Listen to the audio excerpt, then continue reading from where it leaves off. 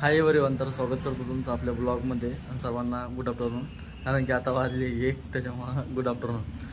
तर मी निघालो होतो बाहेर आणि बाहेरनं यासाठी निघालो कारण की कालपासून खूप बोर झालो आहे. कारण की काल आणि आज सुट्टी होती मला आणि 7 ते 8 दिवस झाले काम चालू होतं, म्हणजे कंपनीचं काम चालू होतं, ड्युटी चालू होती.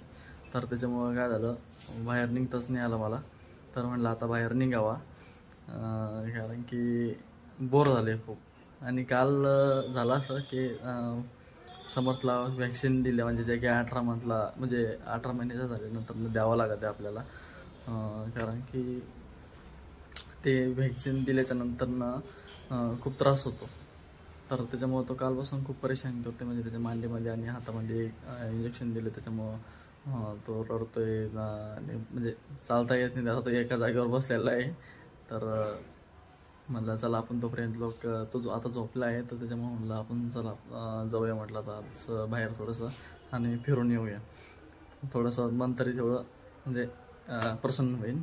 तर बघू, चला आता मी पार्किंगला आहे आणि तुम्ही बघू शकता. आणि आता चाललो आहे बाहेर. झाले 9 ते 10 दिवस झाले आपल्या ब्लॉग आलेला नाही आपल्या यूट्यूब चॅनेलला. तर म्हटलं चला आज ब्लॉग शूट करूया आपण आणि आज काहीतरी नवीन दाखवण्याचा प्रयत्न करतो मी तुम्हाला. तर बघूया, तुम्ही बघत राहा. भावांनो, आपल्या सैराज विला समोर झालं असं की रस्ता बरोबर नव्हता, तर आता रस्ता बनवण्याचं काम चालू आहे कॉन्क्रीटचं. तर तुम्ही बघू शकता आपलं काम चालू आहे सध्याच्या कंडिशनला, रस्ता खोनलेला आहे वगैरे. तर मी आलो होतो सिद्धेश्वरच्या मंदिरामध्ये. मंदिर तुम्हाला ओळखीचं वाटतच असं.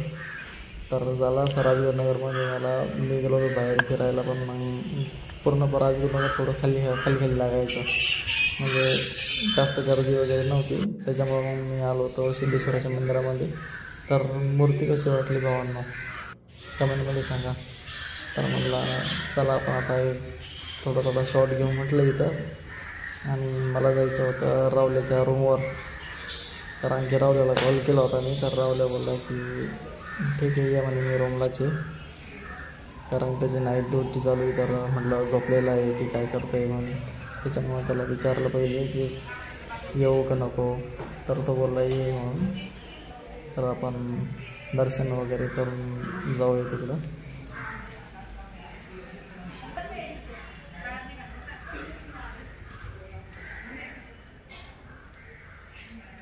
तर अगोदर आपण दर्शन करून घेऊया आणि मग घेऊया आपण राहुलकडं.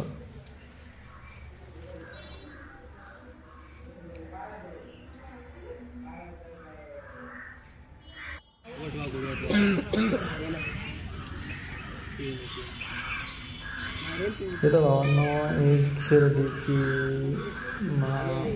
हे आलं होतं,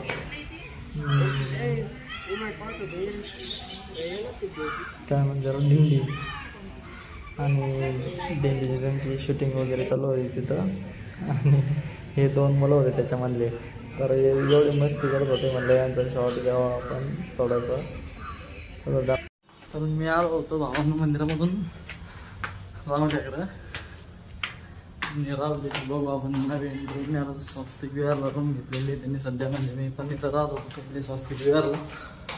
तर बघू आता शिरून दमलंय 3ऱ्या फ्लोअरवर रूम त्याची. रावल्या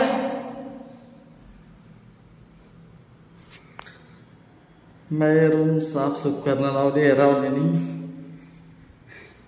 आणि मी घाण करणार रावली. हे बघा रावल्या का रूम बसतोय.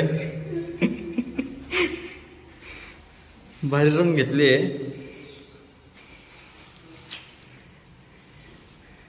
हे हॉल नाही बरं का, हॉल हा आहे, बेडरूम आहे.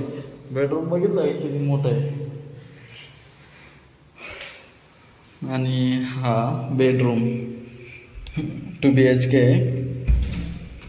आणि ही गॅलरीमध्ये थोडंसं ओके नाही आहे, सामान टाकलेलं आहे पहिलं.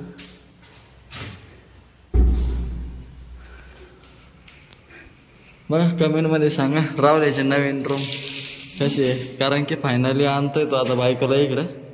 तर बघू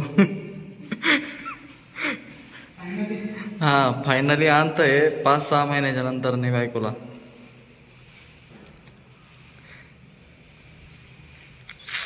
हे किचन लाईट वगैरे अजून लावल्या नाही राहुलने, त्याच्यामुळे काय तुम्हाला अंधार दिसत असेल, पण रूम तशी ओके वाटते मला. त्याला म्हणलं होतं आमच्या इकडे घे, पण त्यांनी काय इथं आमचा डबल एक मित्र राहतो दुसरा, त्याच्यामुळं तर त्याच्या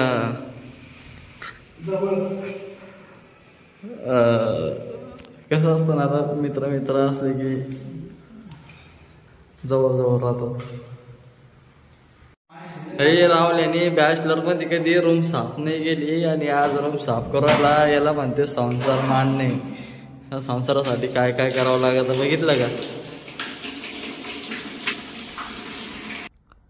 बोर झालं होतं तर म्हणलं चहा घ्यावा थोडासा, आणि मार्केटला आलो. मार्केटला म्हणजे राजगुरुनगरचा आज बाजार होता, तर बाजारामध्ये आलो होतो. तर बघू शकता राजगुरुनगरचा बाजार. 3 कामं एकदा चालू आहे, शेकणं पण चालू आहे, सोनपापडी पण खाणं चालू आहे, आणि रडणं पण सोबतच. सगळे एकदाच 3 पण गोष्टी. बघितलं का.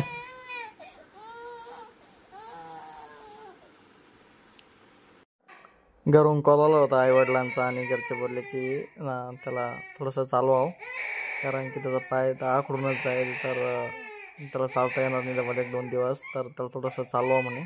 तर त्याच्यामुळे आम्ही थोडंसं चालवतो आहे, कारण चालवतो त्याच्यामुळे त्याला थोडासा त्रास होतो आहे, तर तो रडतो आहे.